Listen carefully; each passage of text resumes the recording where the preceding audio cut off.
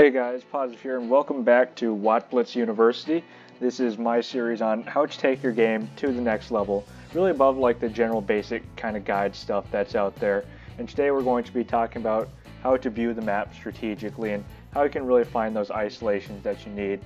And I think this is probably one of the most important videos that I'm going to be making on this series, because I think that like being able to view the map and pick your engagements properly is probably one of the most important things that really sets apart the really high level players from like your more average players. So let's dive right into it.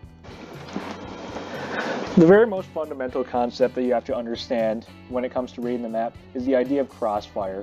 So the reason why crossfire works is because tanks can only focus on tanks within a very narrow cone in front of them so that they can keep their frontal armor facing them and also their gun facing them. However, the reason why crossfire works is because crossfire means that you're engaging a target from multiple angles which are widely outside that vehicle's narrow cone of fire. So like if he turns to shoot at this guy, then the other guy who is 90 degrees away from him, he's got free shots into the side of this guy's vehicle. So now with crossfire in mind, crossfire is really what allows you to kill things quickly, because it means that A, someone is not taking damage in the process, and B, like the tank you're aiming at is not really able to be effective against one or more tanks. And now in order to avoid crossfire, the way we apply this knowledge is it's best to visualize the enemy team as a line between their furthest tanks out. And what you really want to do is you want to avoid being within the center of that line. Anything within this green line is subject to crossfire, because then the enemy can have angles on you like this or like this. And as you can see, like all these spots are widely outside this little narrow range of fire. So what you want to do is you want to pressure along the outsides of this line, so like the flanks. And what you want to do is you want to position yourself so that you're in parallel with the line that you've drawn, or at least trying to do something about those flanks. This way you can slowly narrow the cone of this kind of large amount of angles that the enemy has. So let's assume that you've got teammates kind of here who are in this crossfire position. What you want to do is you're going to want to relocate out here and then pressure the outside. So in this case it would be this guy, because and the reason why you want to pressure parallel to this line of enemy tanks is this way it keeps as few angles on the enemy as possible. Now you can see that much of their team is within your little narrow cone of fire. So this way you're not in a crossfire, and it also puts the enemy team in a crossfire, because now you can see you've got angles from your team this way and from you as well. And this is really the secret to becoming a much better player in World of Tanks, being able to visualize the enemy team like this. And moreover, when you pressure the flank of an enemy like this, it also makes sure that all these guys towards the outside are pretty much out of the fight when they're trying to go against you. So you only have to focus on this one guy. And also towards these flanks towards the edge of this line is also where you'll find those isolations that will make your job much, much easier. So let's apply these principles to a slightly more concrete example. This one is still theoretical, but let's take this example on Naval Frontier. So in this case, let's say that you are this orange medium tank. Now generally, the question is, well, what do you do if you want to win this game? This is obviously the persistent question among all games. Now, before you watch this video, this is a pretty complex situation. You might not necessarily know what to do. And so, an obvious thing to do might be just camp in your bush here and just take pot shots. But what are you really accomplishing by that? You're doing some damage, sure, but you're not really maximizing the effect you could be having to really win this game. And I think this is where the approach of visualizing the enemy team as a line really comes in. Because when you think about it, even when you're having a good game at tier 10, say 3,000 damage, 4,000 damage, you're only contributing enough damage to kill 1.5, maybe 2 tanks. What you really need to do is you need to maximize the impact that your team can have on this game as well if you really want to win. So let's visualize the enemy as a line. I know in this case we have perfect information, but now that we visualize the enemy as a line, and remember that we want to attack the flanks of this line, and what we want to do becomes much more apparent.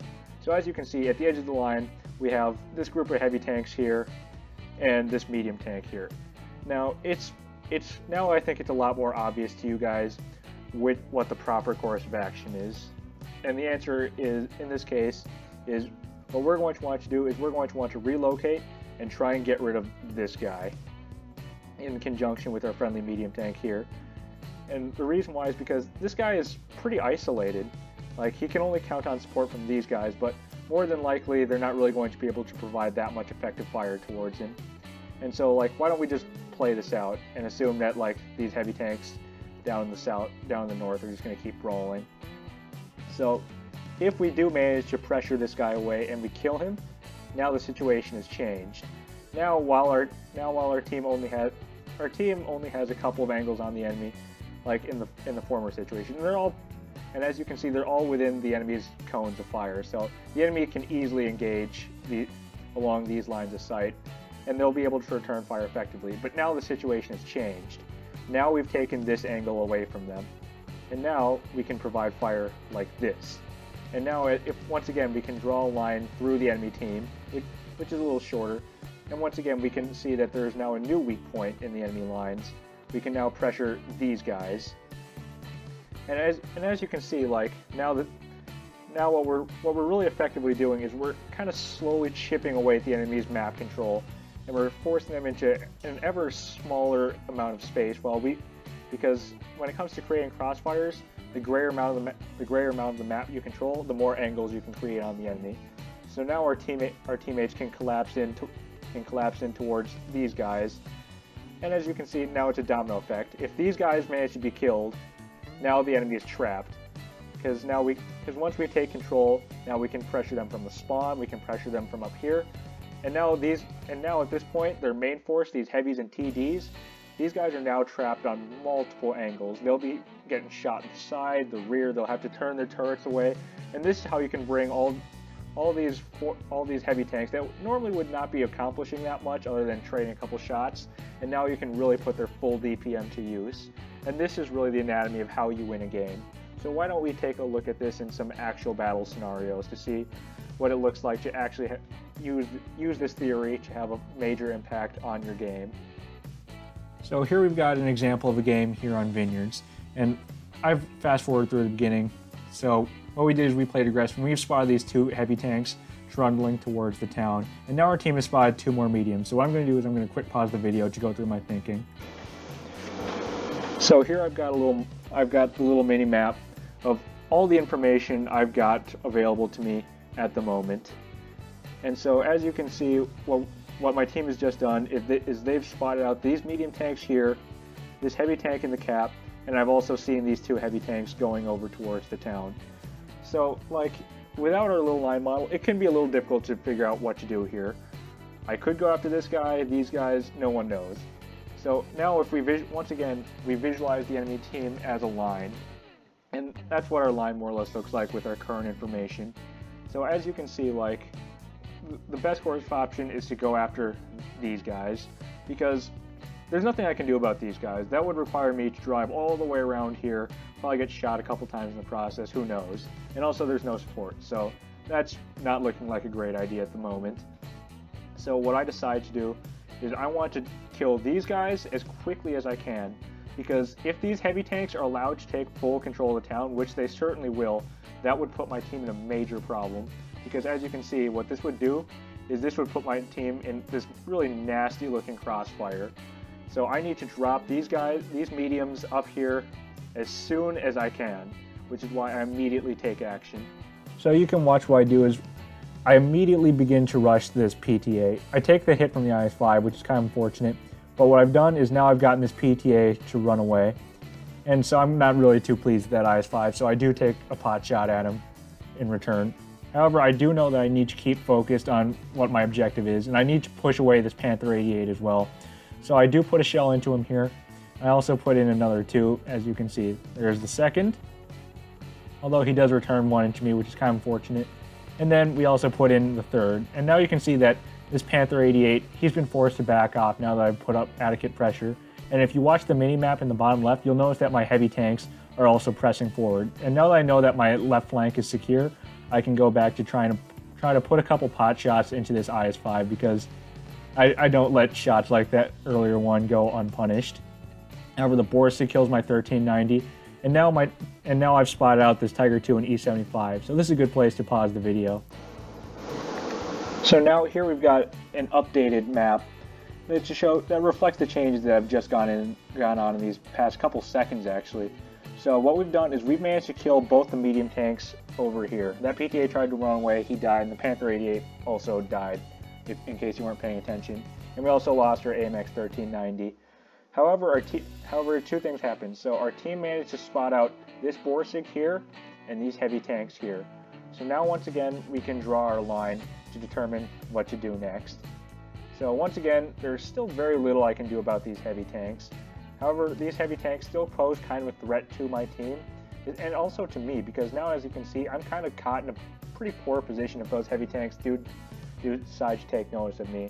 And as you can see, like, if I start to get shot at, I will be the subject of a crossfire. However, for the time being, it looks like these heavy tanks are primarily focused on my teammates, which is still a problem because of this IS-5, because that IS-5 here, this guy can still choose to shoot at my teammates or at me. So now, like, of course, like, this is all kind of more or less irrelevant, because once we go back to looking at our line model, we can see that the course of action I need to do is I need to get rid of this Borsig. So that's precisely what I'm about to do. So here we are back in action. And I don't go after the Borsig immediately. Right now I'm still busy trying to take some pot shots at those E75s because, as I did mention earlier in my quick analysis, like, those guys still are a problem, and I've got some easy shots, so I'm not about to let these pass up. Although I guess they're not that easy considering I've pretty much bounced almost every shell on that E75 there. And so right now that I'm relocating, I'm trying to assess the situation. Because, like, obviously there is no freeze frame, bring up the minimap and do some drawing in battle. All of this has to be done in my head. But now that I've scanned the battlefield, I've come to that realization that the Borsig needs to die. So you can see me just go full YOLO on this Borsig. I try to save the 5120. However, my poor 5120 friend does get killed by the Borsig in the end. And then now I'm also trying to get rid of this Type 61 who is also on the flank. And this is another good place to pause the video. So once again, here's our updated map of the situation. So basically what just happened is our 5120 died over here, and then their Borsig died, and I also killed this Type 61, and that still fits with our line model, because as you can see, that Type 61 was the next logical choice, which is why I didn't include it in the previous analysis. But now you can see that, once again, the situation has changed. And so, like, now this line is actually radically different. Their line is pretty short now, because now that I've killed all those tanks, I essentially have free reign over this entire area for me to work with. And so now I think y'all can see where this is going. So their heavy tanks, as you can quite obviously see, are quite pinned down by my teammates over here. And then there's this IS-5 who, from the line model, you can see that he's quite isolated, and he's also on a one-shot. So I think we all see where this is going now. And as you can all quite predict, I do some quick thinking, and I think I'm going to go for this guy. And so now that we've gotten rid of those two tanks, I can do exactly as I said I would. Except since in-game I'm down towards a one-shot since I've used up all my HP. I can't just bull rush him like I would have liked to, so I just surgically dispatch him from behind this bush. And now this game has gotten a lot simpler.